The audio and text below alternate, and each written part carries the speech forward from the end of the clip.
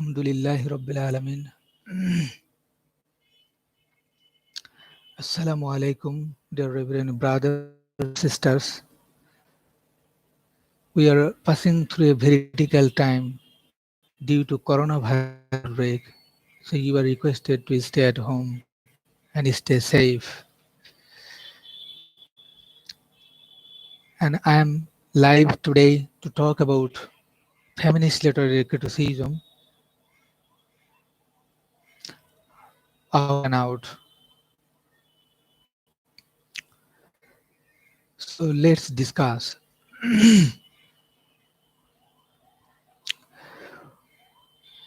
Actually, we are concerned with feminist literary criticism, not mainly with feminism.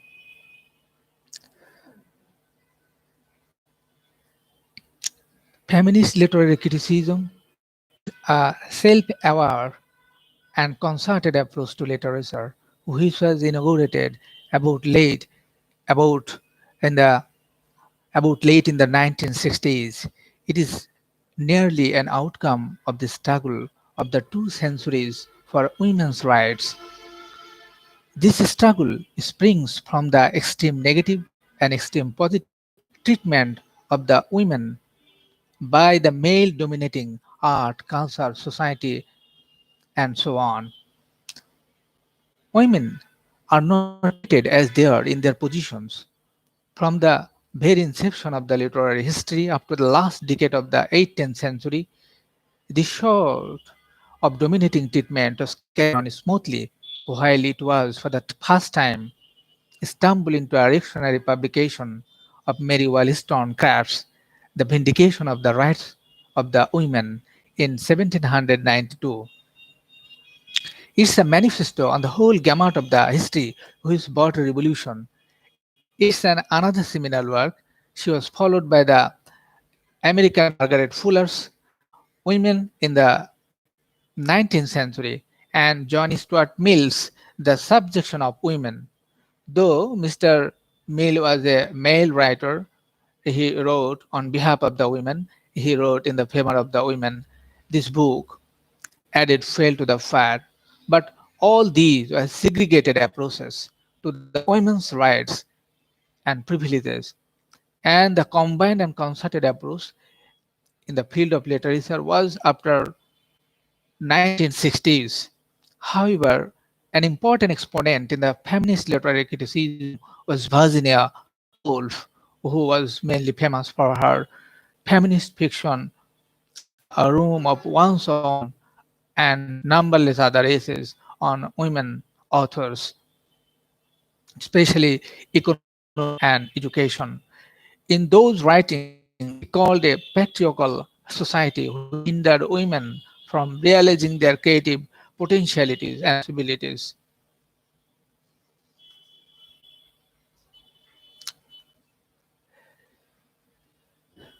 You see, in the early decades of the 20th century, there emerged a momentum revolution which opened the eyes of women and the thinkers of women.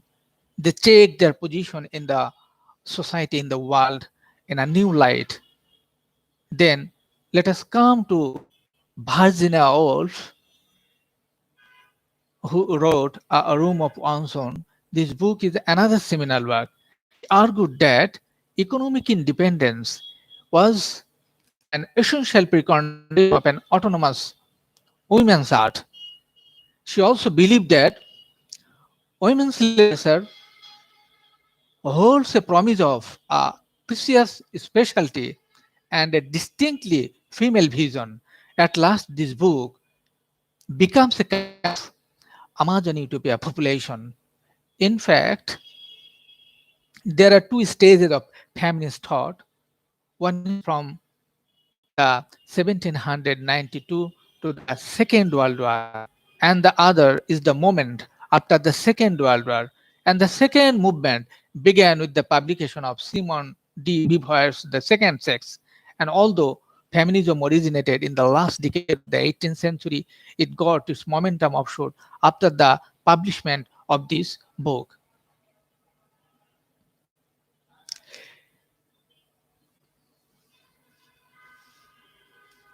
Beside, two major streams are contributing mass in the field of feminism. The first one is the Anglo-American stream, and the second one is the France stream. But there is a fundamental difference between these two streams. The France stream considered the way of thinking and writing about male and female, not about their biological differences. They are essentialist. But the Anglo-American stream's conception is relative. The idea and the conception, the idea and the conception of the Anglo-American stream is relative. They say there is no difference in thinking and writing. American stream is more interested in analyzing the thematic interpretation of the text by women on women. On the other hand, the France system is more interested in theorizing women's position in literature. So the American system is thematic while the France system is theoretic. These streams are progressive in such a way that in recent times many thinkers are thinking of postmodernism, post-feminism.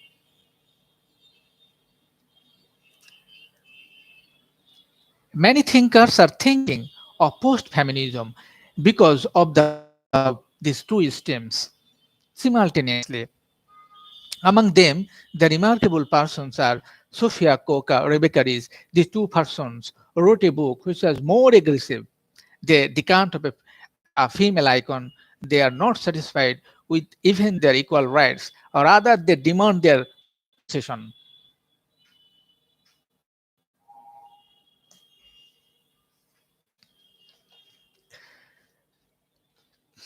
Then we have got, in addition, we have got two opposite ideas, two opposite attitudes. If we analyze the past, art, literature, culture, sociology, there remain two opposite ideas about women. Those are extreme negative idea and extreme positive idea. Then now we have to discuss extreme negative idea. In both the negative and the positive ideas, women are extremely treated. They are severely treated as they are. We don't get any exact representation about how they feel or react against their male counterparts.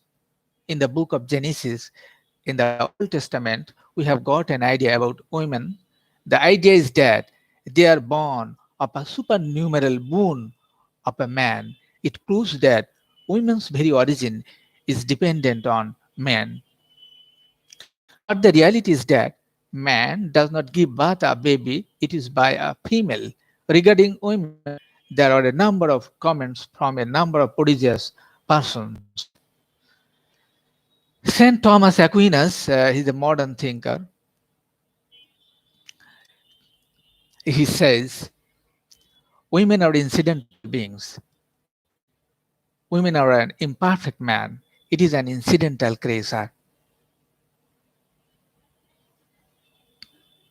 According to Saint Augustine, according to Saint Augustine, women are neither decisive nor constant. Aristotle says women are a creature lacking some qualities. Plato says God not made me as a woman. In fact, the whole gamut of criticism holds the same view, even it says that women are the pathway to the hell. The modern thinkers about women, Jean-Jacques Rousseau,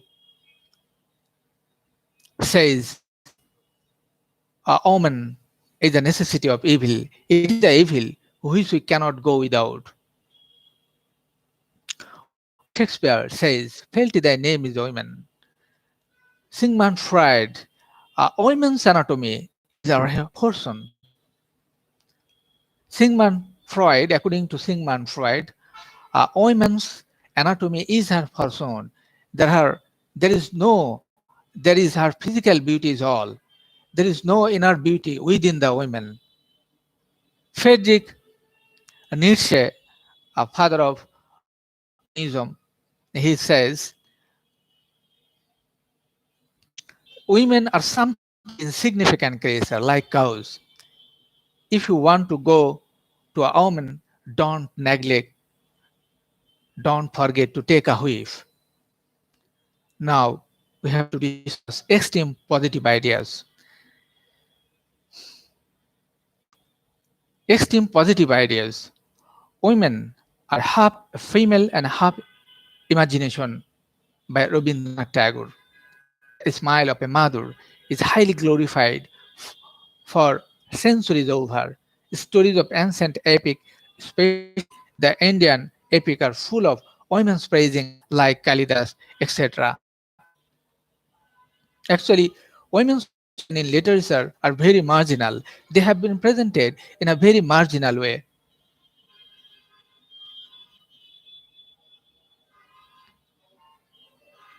And then this realization came fast in a juncture that it is a name, it is a man-made myth. It is a man-made myth. So women are not only a mother, daughter, wife, but also a ruler of the heaven. Rabindranath Tagore. The bottom line proposition is women. All these are the outcomes of the philosophical society. All these are the outcomes of the philosophical society deliberately putting the picture of the women.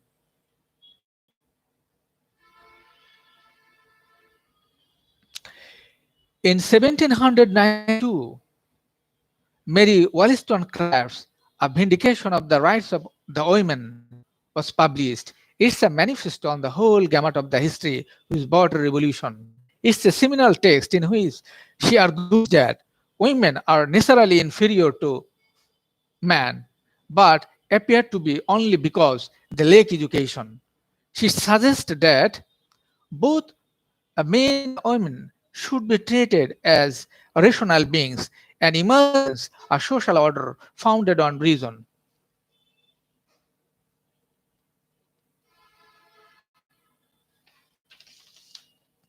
Then the feminist thinkers, the persons who carried on these feminist thoughts,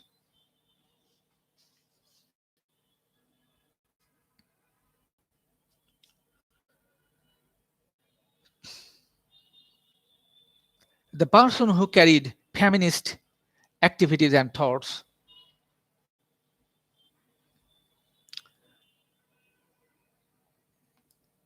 first of all, Mary Ellman. Mary Ellman is an American writer, a literary critic, especially a feminist literary critic. She is a very important exponent in the feminist literary criticism.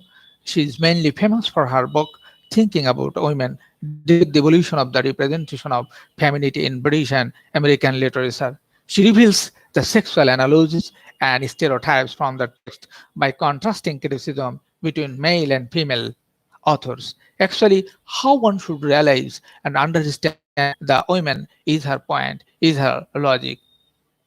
Second, Catherine Marie Millett. She was also an American feminist writer. She is a very important exponent in the feminist literary criticism. Especially, she has been described as a seminal influence on second wave feminism. She is mainly famous for her a remarkable book, Sexual Politics. Is it's another seminal work dealing with the rights of women. The book is regarded as a classic of feminism and one of the fundamental texts of radical feminism. Thirdly, German Gewer. German Gewer is an Australian feminist literary critic. She is considered one of the major voices of the second wave feminist movement in the latter half of the 20th century. She is mainly famous for her book, The Female Eunice, dealing with the feminist literary criticism.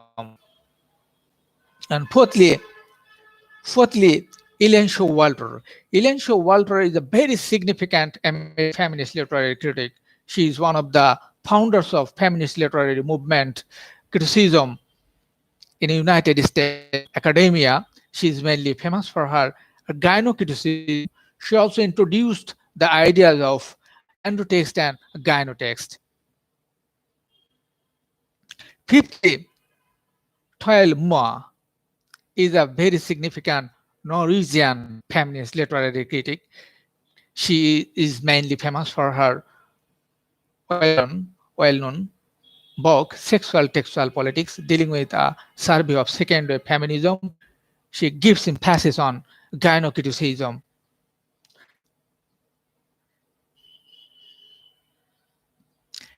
Sixthly, Betty Friedan. Betty Friedan was an American feminist writer and activist. She was a very leading figure in the women's movement in the United States of America. She is mainly famous for her book, uh, the the feminine mistake. The feminine mistake, dealing with the sparking of the second wave of American feminism in the 20th century.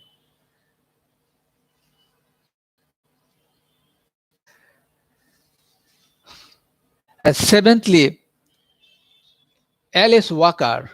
Alice Walker is an American novelist, short story writer, and uh, she is a feminist literary critic. She is a very important exponent in the feminist literary criticism. She is an avowed feminist. She believes in the term ominous to mean a black feminist or feminist of color. She is mainly famous for her anthology In Search of Our Best Gardens, Ominous Prose, a collection of 36 separate pieces.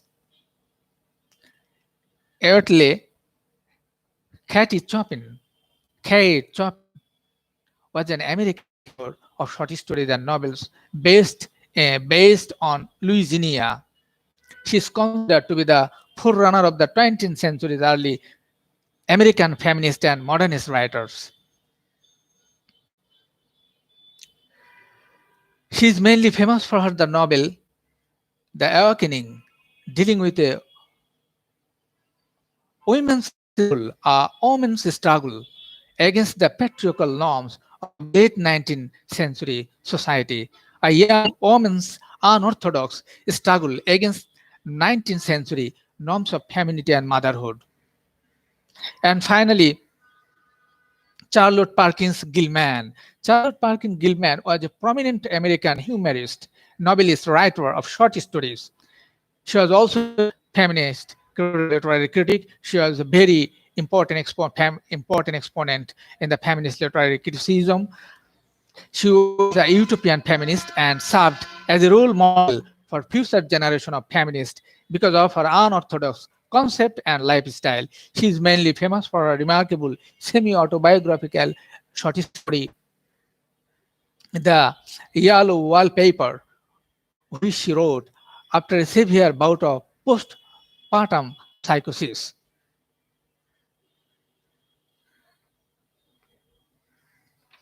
Then we have to discuss what feminist critics do.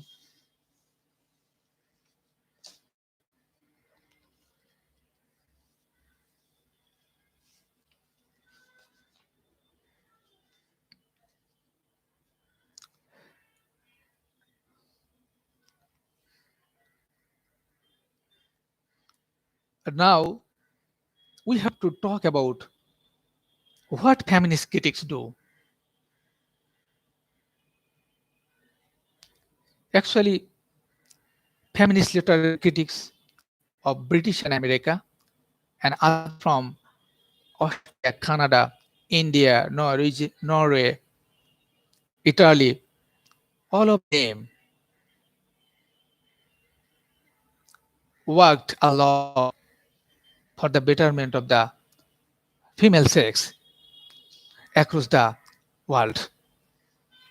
Now let's discuss what feminist critics do in a numerical way. Firstly, they think and rethink of the canon aiming at the rediscovery of text written by women. Secondly, they revalue women's experience. Thirdly, they examine representation of women in literature by men and women. Fourthly, reread psychoanalysis to further explore the issue of female and male identity. Fifthly, they think of the biological as well as the social aspects of women. And finally, they tried their utmost to set off all kinds of rights and privileges, namely the liberty of thought, liberty of expression, liberty of movement, liberty of working, liberty of writing, and liberty of casting votes, and so on. Actually, all of them worked a lot for the spread and development of the feminist literary criticism. They have fought for the extension of enlightenment discourses and supreme rights to women as fully human subjects. So that's all for today. Thank you very much for your cooperation and coordination.